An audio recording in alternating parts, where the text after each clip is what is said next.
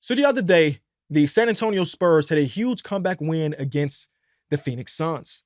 And in this game, Keldon Johnson had a crazy play, took the ball away from Kevin Durant, led it in the bucket. Of course, we're talking about Wemby versus Kevin Durant, which is an anticipated matchup for me because we're talking about two super skinny archetype players going head to head, one the future, one the current / the past. I was just happy about it. I was excited about it. I know they play different positions, but I was hype. And after this game, a nationally televised game, Shaquille O'Neal, one of the greatest to ever do it, said this. He's never seen a guy like Wembanyama. Yes, you have. His name is Bobo. You think Bobo? Let me finish my point. They both black or something? No, let me finish my point. Wembanyama is just way more consistent than Bobo, but Bobo is the first 7-foot guy that we see with him. Yes, it is. First of all, that's not true. Wembanyama is way more consistent than Bobo. He's only played 3 games. No, he's talking about over his French league and all that. Are you comparing Wembanyama to Bobo? Bobo is the first 7'4" guy that we've seen come out with the handle, shoot the threes. Yes, y'all acting like y'all ain't never seen a guy like that before. Bobo's the first guy. That's all I'm saying. And I stand on what I say. You can yell, bro. You can yell all you want. I stand on what I say. I didn't yell at you. I'm standing on what I'm saying. And okay, Kenny, well you stand. And Kenny and Ernie agrees with me. I agree is the first guy. The lack of consistency. Bobo just don't play hard. That's all. Yeah, but I'm just noticing everything. Yeah. I just realized that what Shaq's cup says, but first of all, that's right. Look at his cup. Can you get a close-up on this? I don't even know what you're talking. Where's all these things that I have never seen before, like popping up? I have 4 rings. What about Bobo? You're really going to compare Bobo to Wembanyama? Bobo's the first big guy with 7'4" with handles that can shoot the 3, passing ability. Y'all act like y'all ain't never seen. Well, no, I didn't say no. I didn't say like I haven't seen. The first time I ever seen it was played like 7'4". No, I said Ralph Sampson. 7'4". Ralph Sampson didn't dribble like this kid. If he was playing in this era, he would dribble. You don't know that. Because in our era, he was doing regular crossovers. And that was the first guy. Let me just say something. I will say, Shaq, I did like his pitch because there's 2 problems I had with him in the first half. Number one, he's really lackadaisical. You see those little passes, they might work over in the French league. They're not going to work in the United States because the guys are too good. You got to quit. You got to be aggressive when you make passes out of double team. And Shaq had a great point. I mean, that other point about Bobo, I don't agree with that at all.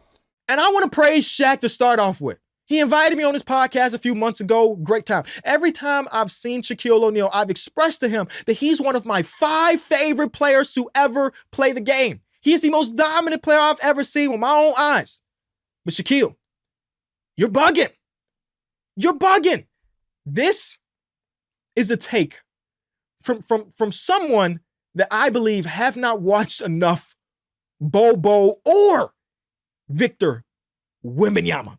This is also a take that I've seen outside of Shaquille O'Neal.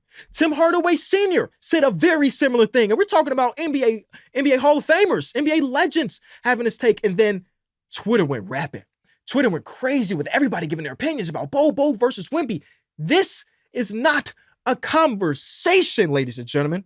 We've seen a 4-year sample size of Bobo's professional career. I won't mention Oregon. I didn't watch him at Oregon. I know he dealt with injury stuff, but looking at the 4-year sample size of Bobo, these players, the only similarities they have is that they're tall and have put the ball on the floor once or twice. That's it.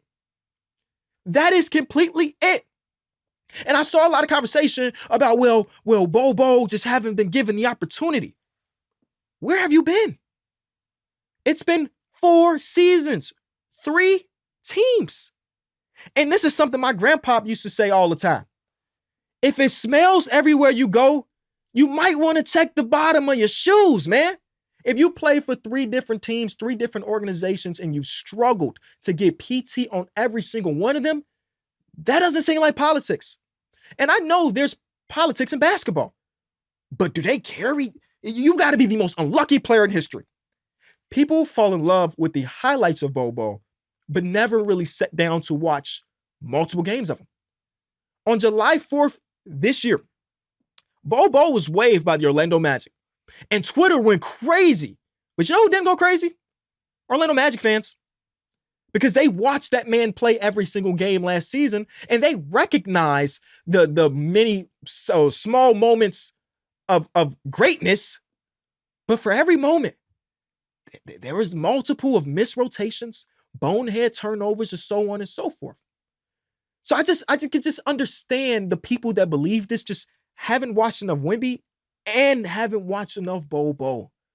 We're talking about the mixtape era, the highlight era, Bo. And I don't, this feels terrible because I'm not trying to bash Bo as a person or as a player, but these are not the same. Watch Wembanyama, the way he moves on the court, the way he impacts defense outside of looking at block numbers, because Bo can get you a block. Best believe he can get you a block. Look how he impacts defense. The Spurs this season in the 4-game sample size, when he is off the court, they are one of the worst defensive teams ever. When he's on the court, they have a top 10 defense. One player, that impact. Watch him get the ball in the post. Watch the way he moves. This is not the same. And I promise you, if the Spurs decided to start Trey Jones or go out to get a guy that can set Victor Wembanyama up, this conversation would die immediately. Because I've watched every single game of Victor Wembanyama's NBA career so far. He's not getting the touches he should because he's not being found. The man is running like a gazelle, streaking up the court, and he's not getting the touches. So I just can't look at the sample size I have of Bo and me watching him and the smaller sample size of Wemby and even think it's even close to the same. A couple years ago when he played for the Denver Nuggets, they were desperate.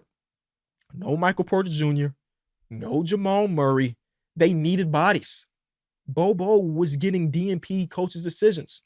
Last year, he played for the Orlando Magic, who were bad. The people in front of him were Mo Bamba and Mo Wagner. He struggled to keep his spot, man. Like this is real. And I know he's had weeks. He's had weeks where he was brilliant. Hell, I had him in fantasy for 1 week. He won me an entire week in fantasy last year. But I can't look at that week, at that small sample size of 4 games and say, yeah, him and Wemby are the same. We've seen them before. So Shaq, you know I got nothing but love for you if somehow you find this clip. Nothing but love for you. But this one ain't it. This one's just not it.